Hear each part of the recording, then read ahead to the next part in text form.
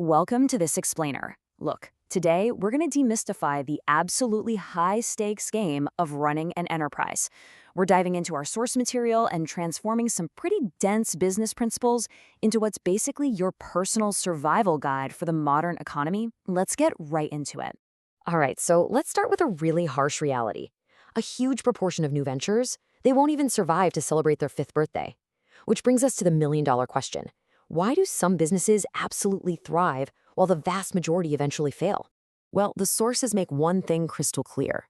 Drive and ambition, they're just not enough. You might have literally the most unique concept in the world, but surviving the modern business landscape requires meticulous planning. You really have to understand the nuts and bolts of a free market economy.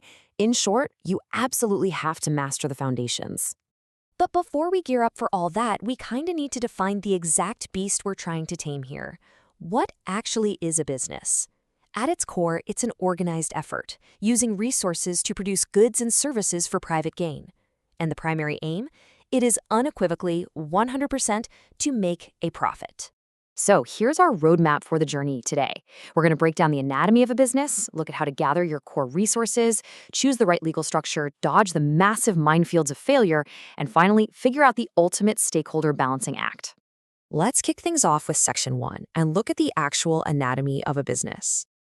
Now, we already know profit is the primary goal, right? It's your reward for taking on all that massive startup risk. But businesses also have to hit a bunch of secondary targets just to stay alive. You need productivity and innovation to outsmart your competitors. You need to grow if you want to achieve scale. And crucially, if you want to stick around for the long haul, you've got to keep your shareholders, your employees, and the general public happy. It's a lot.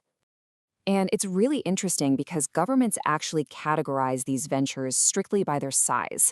It goes anywhere from tiny micro-enterprises with maybe 1 to 10 employees, all the way up to massive, large-scale operations with hundreds of employees and huge fixed assets. Knowing exactly where you fit on this scale is absolutely fundamental because it dictates your regulatory environment and your overall operational capacity. Moving on to Section 2, let's talk about gathering your core resources, the essential ingredients you actually need to build this thing. Because every economic engine needs fuel, right? First, you've got natural resources. Think land, climate, water. Then there's the human factor, which is all the physical and mental labor.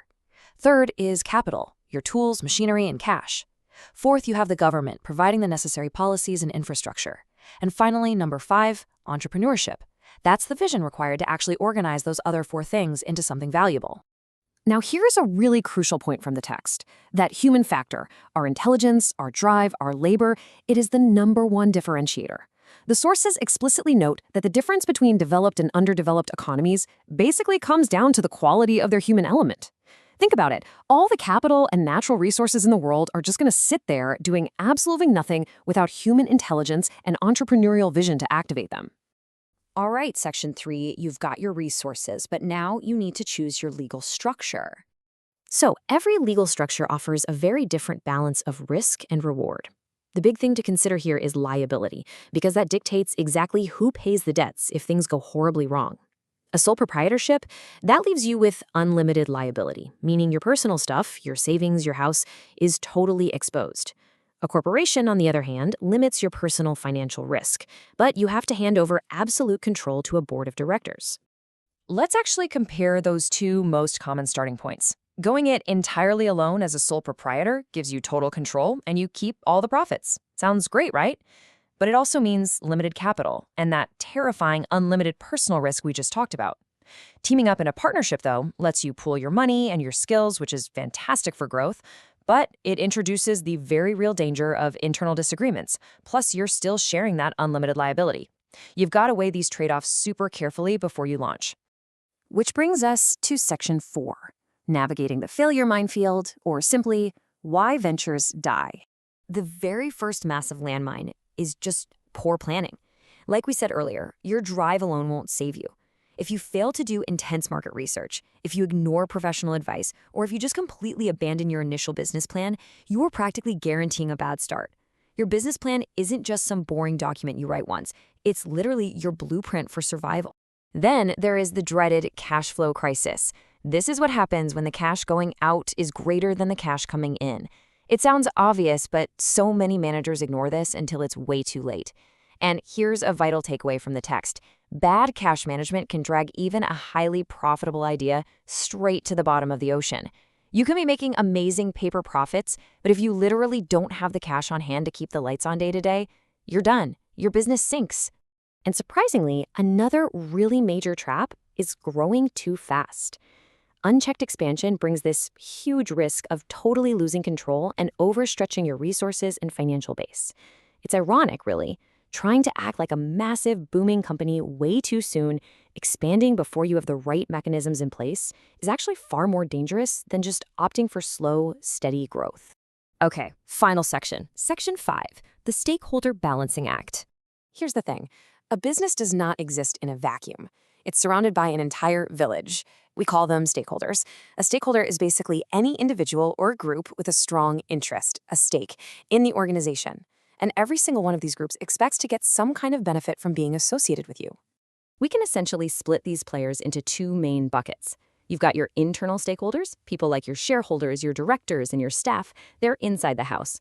And then you have your external stakeholders, your lenders, suppliers, government regulators, and the general public. They're on the outside, watching, influencing, and definitely holding expectations.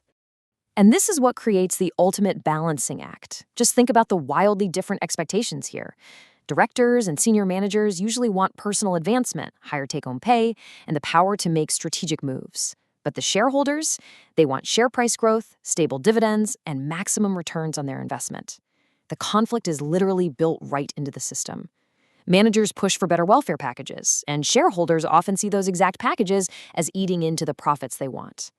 Surviving as a business means successfully navigating these constantly clashing demands.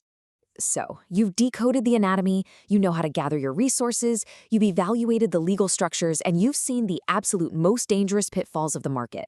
The only question left is for you. You know the rules of the game now, so what are you going to build?